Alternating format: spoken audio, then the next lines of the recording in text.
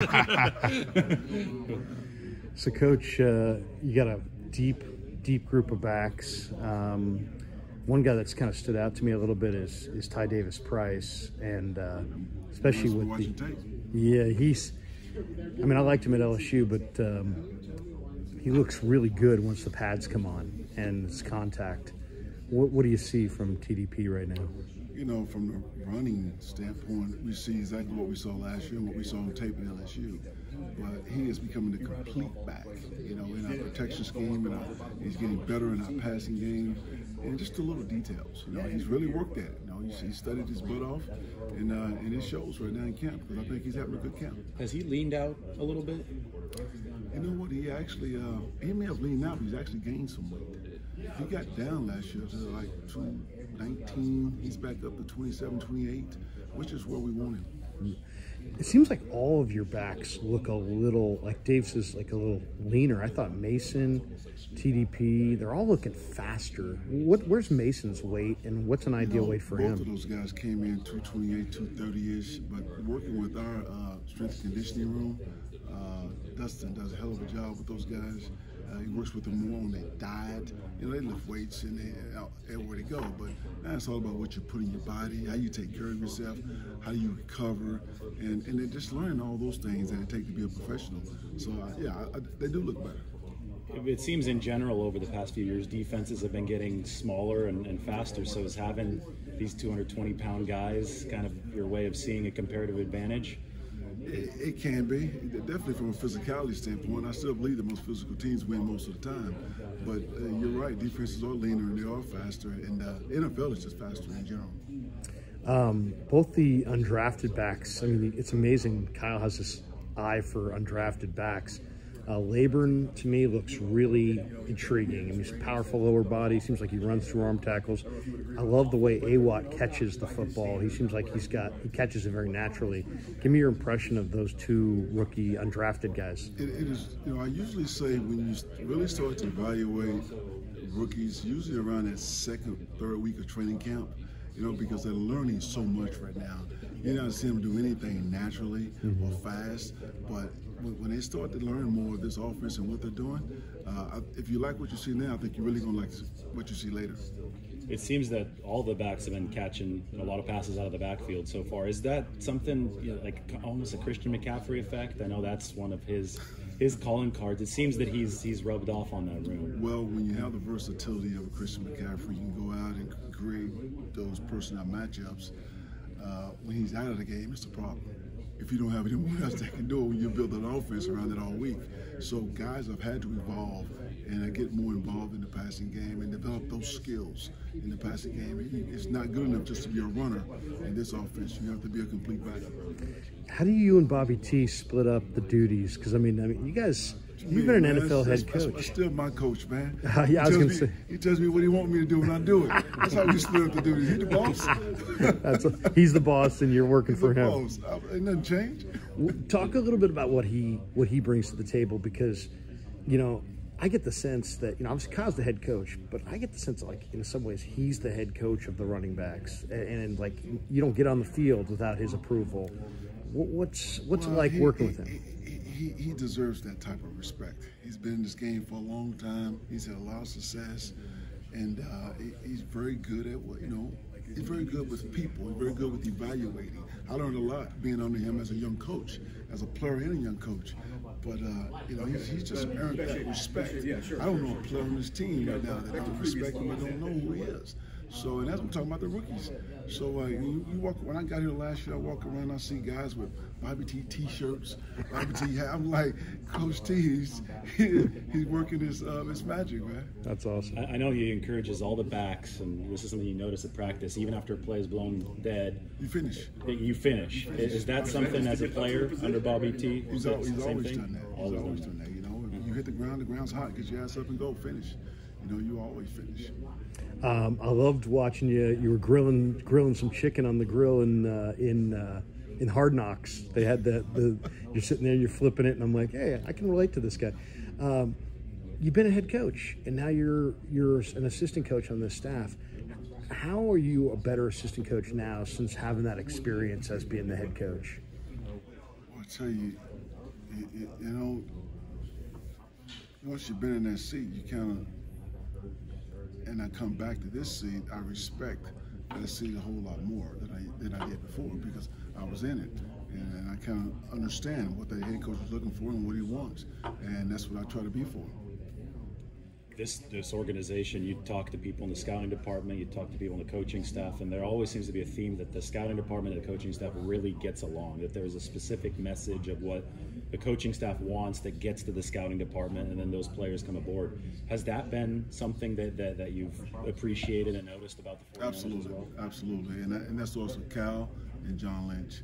Those two, the two leaders, of this program, they do a heck of a job of communicating and working together. And so, quite naturally, their staffs work well together. And we have staffs in our meetings and afternoons watching tape with the players. They understand what we're coaching, how we're coaching it, and that helps them be a better scout to go out and get what we want. So the way we collaborate with our personnel department is one of the best I've been around. You were here as a player on some really good teams. Who were the coaches that you had that you maybe utilize some of their stuff in what you're teaching these guys in the field today? One that just pops out, comes to mind, Coach McKittrick. We had a talented coaches down there. Sure. But Coach McKittrick, I mean, he was unbelievable. The late Bob McKittrick. Bob McKittrick, yes, he was unbelievable. And then when Coach Walsh came back and kind of took over the offense, he's such a philosopher. And just listening to him in those install meetings, it just tied everything together and made sense. And I think with this generation, you have to be able to tie things together for them, because they grew up with Google, and you tell them to do something, they ask you why. They want to know why. Right. And so you have to be able to explain in detail, what we're doing, why we're doing it. And Coach Walsh was so good at that. But in the run game stuff, Coach McKittrick, I learned a lot from him.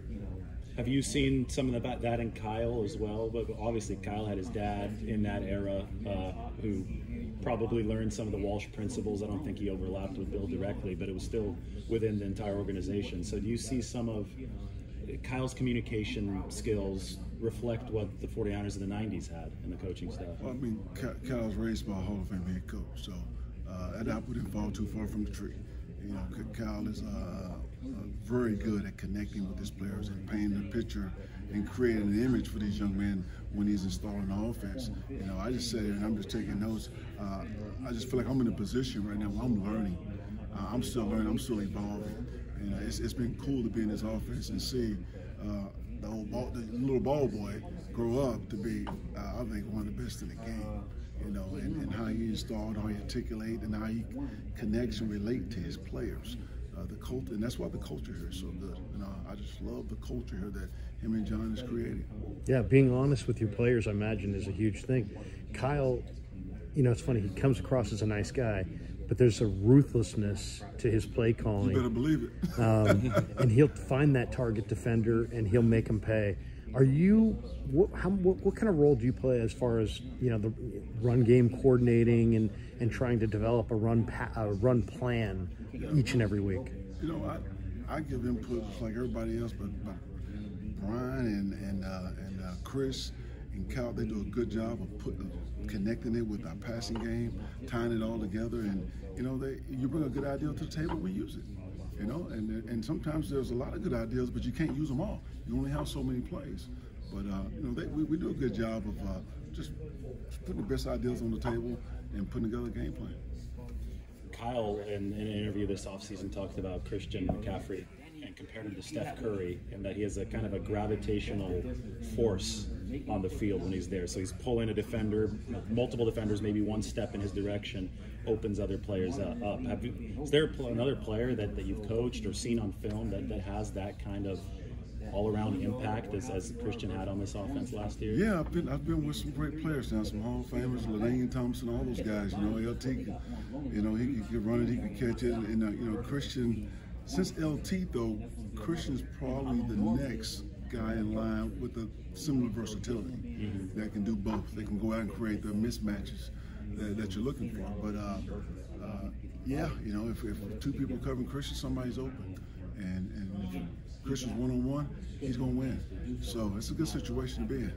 I can remember going to Rockland in the 90s and watching the Chargers and the Niners battling back and forth. Chargers had an O-line coach, I think, named Mock, who was just a monster, just screaming and yelling.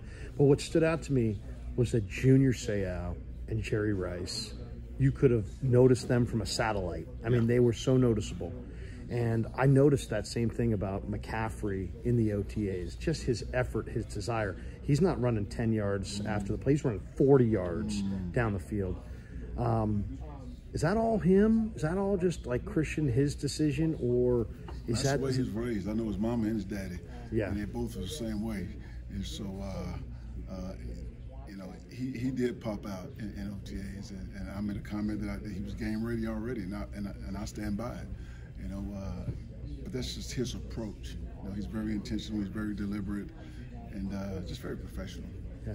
What did he contribute? And we saw what he contributed on the field, but what did he give this team when he came over last year? Because it just seemed like he gives the offense almost a swagger just because he's that dominant of a physical player. Well, you know, once the guys got used to him being around and watching the way he worked, I mean, just a great example. You know, and you can't go out there and not give it your all when you have teammates landing on a line like him. And he's not the only one. You know, we have a lot of players that are great examples of how to practice and how to prepare to go win on Sundays. Thanks, Coach. Thanks so much.